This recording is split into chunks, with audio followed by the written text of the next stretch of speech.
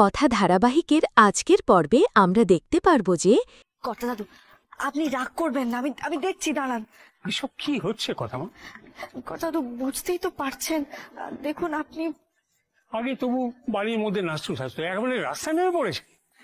না মানে দেখুন, আপনি যেরকমটা ভাবছেন সেরকম কিন্তু নয়, মানে না, এরা একবার ধোয়া তুলসী পাতা। ভাগ্যি সেই মোহনের বাড়িতে এসেছিলাম, তাই এসব। শুনুন শুনুন, আপনি একটু মাথা ঠান্ডা করুন, আমি আমি আমি ওদের ওঠানোর ব্যবস্থা করছি, দাঁড়ান দাঁড়ান।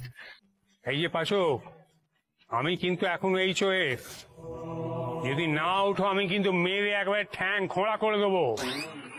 আচ্ছা মশাই, কর্তা দাদু কিন্তু ভয় দেখাচ্ছেন, উনি প্রচন্ড একটা ভান করছেন, যেন উনি খুব রেগে আছেন। ওনার হাতে আবার কিন্তু লাঠিও আছে, উনি উনি ওই অভিনয়ের চোটে যদি লাঠিটা আপনার গায়ে চালিয়ে দেয়, হ্যাঁ আপনার তো লেগে যাবে, তাই না?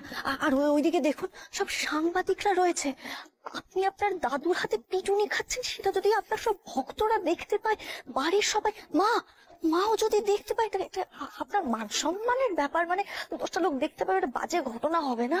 আর মা যদি এসব দেখে চিন্তায় পড়ে যদি এখানে চলে আসে, কি হবে বলুন তো? আমি বলছি, শুনুন না আপনি, না না আপনি বসে থাকুন, আপনার সিদ্ধান্তই সঠিক। মানে আমরণ অনশনে আপনি যখন বসেছেন, আপনাকে বসে থাকতে হবে। আপনি ওসব বাদ দিন, যা হবে যে দেখবে।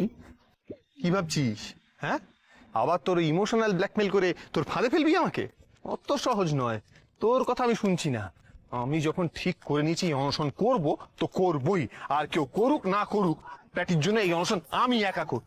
এই ছিল আজকের পর্ব। পরবর্তী পর্ব দেখতে সাবস্ক্রাইব করে রাখুন।